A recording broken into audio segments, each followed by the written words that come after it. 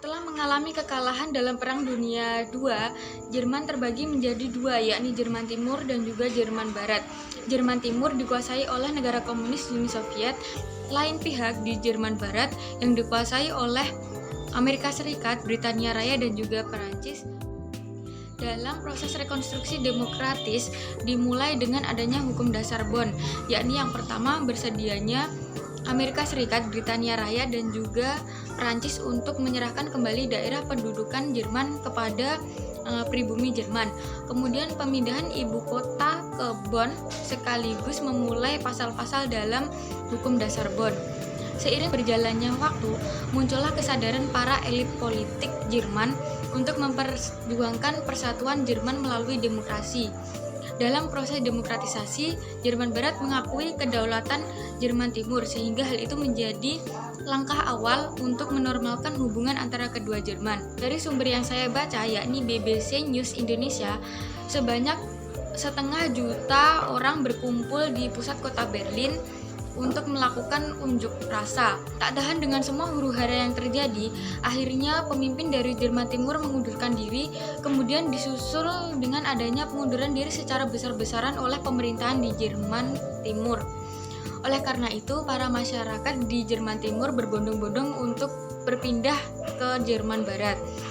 Dalam jurnal Pendidikan Sejarah volume 4 nomor 1 Januari 2015 oleh Kurniawati, pada tahun 9 November 1989 tembok Berlin resmi dihancurkan.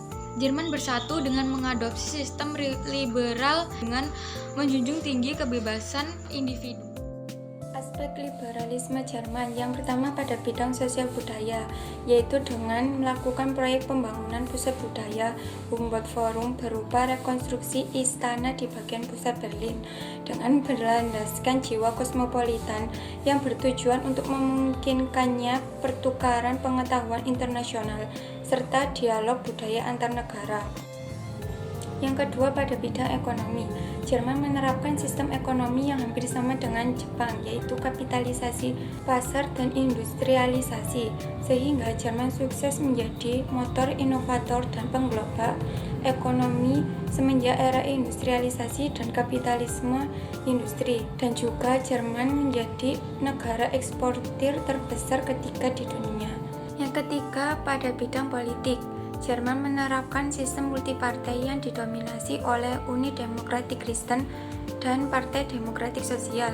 Sistem politik tersebut dibentuk pada konstitusi tahun 1949 dengan dasar hukum bernama Grundgesetz yang mengutamakan pelindungan kebebasan individual dan hak asasi sipil dan manusia, dan membagi kekuasaan antara tingkat negara bagian dan federal, serta cabang legislatif, eksekutif, dan yudisial.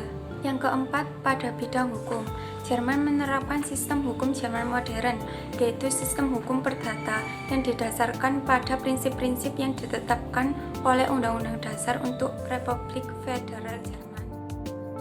Perbandingan ideologi Pancasila dengan liberalisme. Yang pertama, dari sisi Pancasila, hak individu dibatasi agar tidak mengganggu hak kebebasan orang lain. Selanjutnya hukum. Pancasila digunakan sebagai dasar hukum. Yang ketiga agama. Wajib menganut dan menjalankan perintahnya. Selanjutnya, bentuk negaranya berbentuk republik.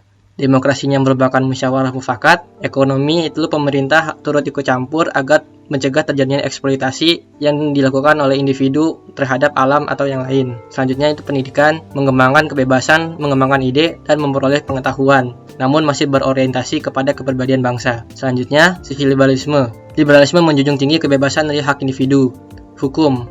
Hukumnya bergantung kepada wilayahnya masing-masing. Agama, boleh menganut atau tidak, atau ateis. Yang keempat, bentuk negaranya berbentuk federal atau terbagi menjadi negara bagian. Demokrasinya bergantung kepada kelompok yang berkuasa. Ekonominya, pemerintah tidak boleh ikut campur dalam jalannya ekonomi. Dan pendidikannya menekankan kebebasan berpendapat dan mengeluarkan ide. Paham liberalisme yaitu paham yang adanya penolakan pembatasan, yang dimana khususnya dari pemerintahan dan agama. Liberalisme menghendaki adanya pertukaran gagasan yang bebas, ekonomi pasar yang mendukung usaha pribadi yang relatif bebas, dan suatu sistem pemerintahan yang transparan. Pertanyaan dasar adalah apakah ideal jika paham liberalisme diterapkan di Indonesia? Untuk menjawab pertanyaan ini kita perlu memerhatikan beberapa aspek, misalnya seperti politik, agama, ekonomi, dan sosial budaya. Pancasila adalah dasar negara Indonesia dan Pancasila merupakan rumusan serta pedoman kehidupan berbangsa dan bernegara bagi seluruh rakyat Indonesia. Berdasarkan hal tersebut, paham liberalisme tidak cocok diterapkan oleh bangsa Indonesia karena tidak sepenuhnya sesuai dengan nilai-nilai Pancasila yang telah dianut oleh bangsa Indonesia. Pada dasarnya, paham liberalisme ini memiliki segi positif dan negatif. Oleh karena itu, berdasarkan penjelasan teman saya di atas, liberalisme tidak cocok diterapkan secara menyeluruh di Indonesia. Bagaimana nilai kebebasan harus tetap dibatasi sehingga kebebasan tersebut tidak akan bersinggungan dengan hak-hak yang dimiliki orang lain, sehingga dapat terwujudnya suatu kerukunan dan keadilan dalam kehidupan berbangsa dan bernegara. Kesimpulan pembahasan ini, dengan adanya penerapan liberalisme pada dasarnya tidak cocok dan tidak ideal diterapkan di Indonesia secara keseluruhan. Ideologi yang ideal untuk diterapkan bangsa Indonesia adalah Pancasila, karena Pancasila merupakan dasar negara Indonesia. Selain itu, Pancasila mempunyai makna dan peran penting dalam berdirinya negara Indonesia. Pancasila merupakan identitas bangsa Indonesia yang diartikan pula sebagai kepribadian utuh dari bangsa Indonesia, serta dijabarkan sebagai sifat dan ciri khusus yang dimiliki dan merupakan watak asli dari bangsa Indonesia. Maka kepribadian bangsa Indonesia tidak lain adalah kepribadian Pancasila, bukan kepribadian liberalisme.